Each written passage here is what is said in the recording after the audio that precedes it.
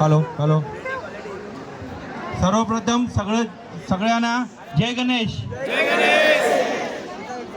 आज सर्वप्रथम मी कांदिवळी मंडळाच्या वतीने सगळ्यांचा आभार प्रकट करतो की सगळे जे भक्त जे आहे ते पूर्ण मुंबई महाराष्ट्र कोपऱ्यावरून जे आलेले आहे, हे जे आम्हाला जे सगळं सहकार्य केलं त्याच्याबद्दल सगळ्यांचा आभार. आणि आता सगळ्यांना हे माहीत आहे की मुंबई उच्च न्यायालयाने जी आपल्यावर बंदी टाकली आहे त्या अनुषंगाने आपल्याला पुढे जाता येत नाही आहे, कारण की आपल्याला प्रशासन पण सांभाळून हे करायचं आहे. आज आम्ही एक मंडळाने एक डिसिजन घेतला आहे की ही जे गणपती आहे आपली सर्वांची कांदिवली श्री ही आर्टिफिशियल पॉन्डला विसर्जन होणार नाही.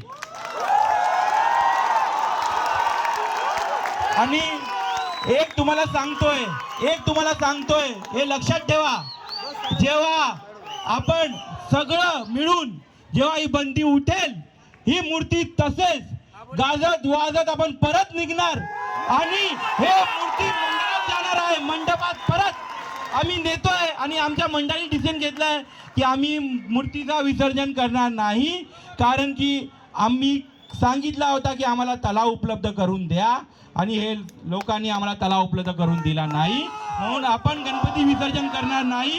सगळ्यांना एक परत सांगतोय, गणपती बाप्पा मोरया.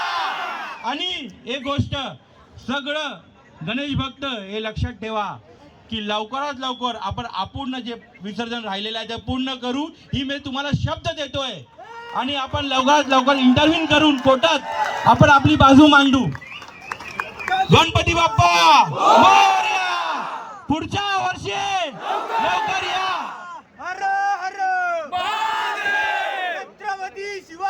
सर्व गणेश भक्तांना आता मी विनंती करतोय की सगळं सुखरूप घरी जावा परत आणि आरामात जावा.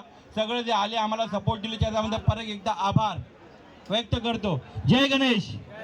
आणि पोलिसांनी आपल्याला जे सहकार्य केले आहे त्याच्याबद्दल पोलिसांना मी आपण आभार प्रकट करतोय. सर्वांना जय गणेश. गणपती बाप्पा मोरया.